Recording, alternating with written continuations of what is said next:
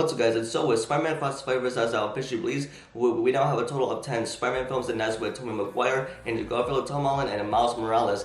And even though with these films that are in the MCU and the Sony Spider-Man Universe as well, and even though with these films that were good, and even with the ones that were not good as well. And so in this video, this will be my full ranking of all Spider-Man movies, and that as well, of course, we're ranking Tobey Maguire, Andrew Garfield, Tom Holland, and Miles Morales, and give you guys my honest thoughts on why these films are in my ranking, and also keep in mind these opinions are my own, and so on and so forth as well. And so if you're new to the channel and don't subscribe like this, be sure to subscribe with the bell so don't miss out on videos like this. So let's get into it. And now, coming out last year, number 10 is Spider-Man 3, and with this film, I found to be my least favorite film, is because even though we had the introduction of Venom, the Venom symbiote, and Sandman, and even with this whole backstory of Marco, and even with the iconic meme that introduced Bully Maguire, and even with the most iconic line, like, I'm gonna put some dirt in your eye, and even with that dance and that song that Peter was dancing to, and even with that iconic dance, and even though throughout the film, it kind of felt pretty dull. It gave us a different side of Peter Parker that we've never seen, because he is supposed to be this friendly neighborhood Spider-Man, and we got introduced to the Venom symbiote suit, and which was kind of good, but at the same time it kind of felt like pretty dull. But even though with the most awesome final battle, with Harry Osborn coming to help Peter, which ended up making it his ultimate sacrifice.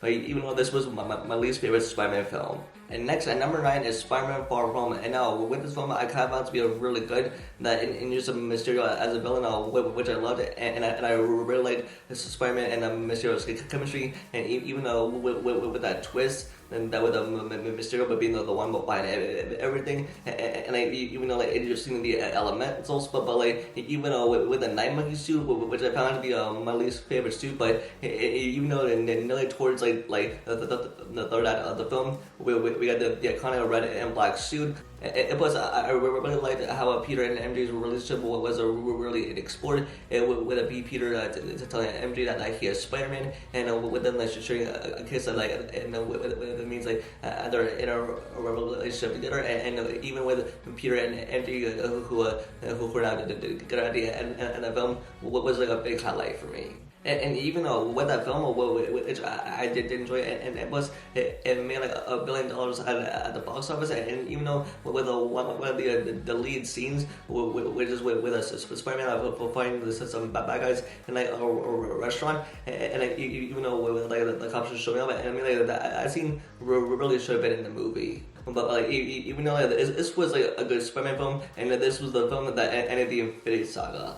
And next, at number 8 is The Amazing Spider-Man 2, and now this is the film that I really did and enjoy. It was really good, and with the Spider-Man falling, it was really iconic. And in this one, it gave us Electro, played by Jamie Foxx, and even though and Andrew Garfield's acting and so on was so good, even nearly towards the end of the film, where it's crying over Gwen's death, and he gave him the most awesome performances I think out of any actor, and even with Andrew Garfield's Spider-Man, and even gave us a different Harry Osborn and a Green Goblin, but it wasn't the same. And it also introduced a Rhino played by Paul Giamatti, which I found to be my least favorite villain in the film, which Spider-Man had to face off of. And with Peter and Gwen's relationship in this film, and that was really explored very well. It was I really loved their relationship, on how they explored all that, and even deliver some iconic stuff, and I found Andrew Garfield to be a great Spider-Man,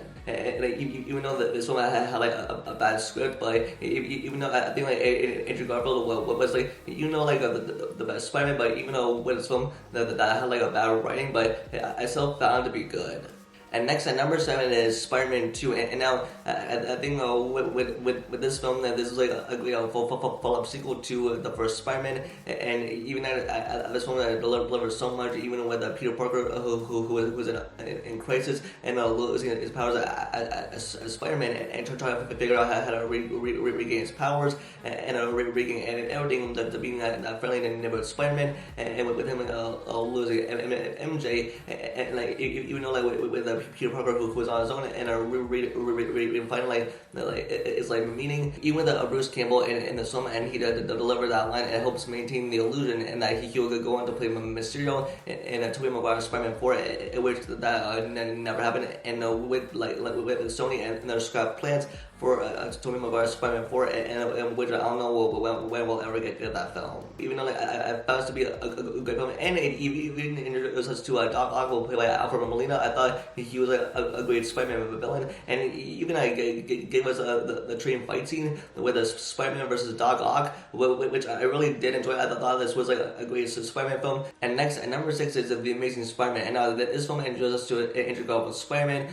Gwen Stacy played by Emma Stone, Captain Stacy, and even Dr. Connors, aka the Lizard, which he was supposed to be in a Tobey Maguire Spider-Man 4, which obviously that never happened. But even with the Lizard that was introduced in this film, and with the retelling of the story of Peter Parker with the school life and being that friendly and with Spider-Man, and even with Peter dealing with Captain Stacy about him trying to save people, and even trying to get together with Gwen as well. And I really like the Amazing Spider-Man, and even retelling obviously of Uncle Ben's death, and even with the Uncle Ben played by Martin.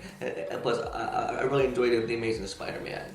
And next, at number 5 is Spider-Man Homecoming. And now this introduces us to Tom Holland's Spider-Man and with his mentor Tony Stark. And it was I really liked how everything was a very well done. It introduced us to a young Peter Parker going through his school life, and also trying to get together with Liz, and even with his friend Ned, who calls the guy in the chair. This gave us a Vulture played by Michael Keaton, which was the best MCU villains. He would do anything for his family and getting a revenge as well. And he was Spider-Man trying to stop him, and even it gave us the most iconic scenes like this, where Spider-Man should try to lift a villain off him, and even for what it means to be Spider-Man, and he would later go on to join the Avengers.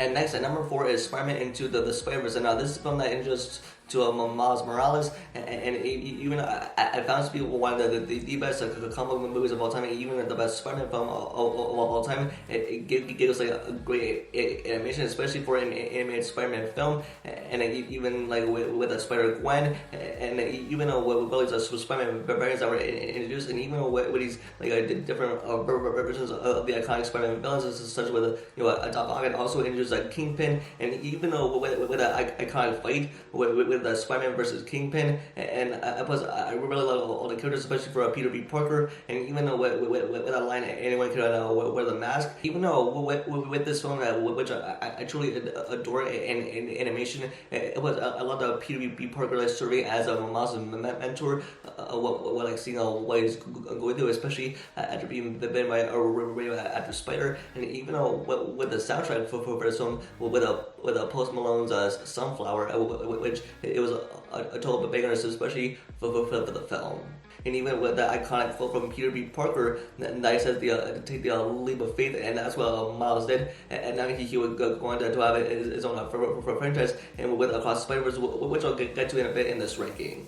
And next, at number 3 is Spider-Man from 2002. And now, I think this is a film that started all with Tobey Maguire's Spider-Man, and gave us one of the most iconic Spider-Man villains, with his Norman Osborn, aka the Green Goblin, played by Willem Dafoe. And even with that fight between Spider-Man versus the Green Goblin, and I found it to be really awesome. And in fact, this was the same trilogy, and even with that Danny Elfman score that happens throughout the film, it was very well done. It was a top tier, and even gives a Mary Jane Watson played by Kirsten Dunst, and even with that Harry Osborn played by James Franco, and it was I really enjoyed his story arc as well, and I found it to be one of the best Spider-Man films, even to start off, even with the Tobey Maguire Spider-Man. I think with the Tobey Maguire Spider-Man, I found to be he's also my favorite Spider-Man as well. And next, at number 2 is Spider-Man No Way Home. And now I think that this one will always remain at the top of my ranking, as I always said, even if it's for my MCU ranking. But this one brought like so much in the nostalgia. Even brought back Tobey Maguire and Andrew Garfield's Spider-Man. Even brought back the villains. And even with Willem Dafoe's Green Goblin. And this one, I really enjoyed his performance. He was the iconic Spider-Man villain. He even delivered like the most bone-chilling lines. And even with the fight between Spider-Man versus Green Goblin, I found it to be an awesome fight in a Happy's condo. And even with the Tobey, Tom, and Andrew Spider-Man all working together to cure the villains. And even with 3 Spider-Man just swinging around and landing on the side of the Liberty, I think with that scene that'll be the most iconic, especially to us Spider-Man fans. Even with them battling all the villains, and even with that trilogy, and now with the Peter Parker's memory that's now erased from everyone, and now with the Peter Parker who's out on his own, and now in his college years, and now living a full-time life, especially as Spider-Man. And even though with the hype that was so like unreal for this film, and even though the leaks and all the trailers that came out, like it was like the film that everyone was so like how hyped up about, and even with the return of Tobey Maguire and Andrew Garfield's Spider-Man, which everyone was really excited for. And lastly, at number 1 is Spider-Man Across the Spider-Verse. And now this is a film that is now officially released. And like I found it to be like the best Spider-Man film, and in fact like the best superhero film of all time. And this is continuing with Miles Morales' journey, and even with him and Gwen traveling the multiverse and angels to inspire people, and even with Miguel O'Hara, aka Spider-Man 2099, and even traveling through the multiverse and seeing all these different things, and even exploring all the Spider-Man stories. And like I think with this one, I delivered the most huge cliffhanger ending that probably like lead into the next film of Spider-Man Beyond the Spider-Verse. I think it was like the last one, but I found like this was like the best Spider-Man film, and even with a Gwen story that has a resolution, and like, even with a Miles story that was a little left unfinished, I think which will definitely explore in the next film. And plus, I really enjoyed everything about this film. I liked the spot as a villain, and even with Spider-Man 2099, and now essentially the bad guy,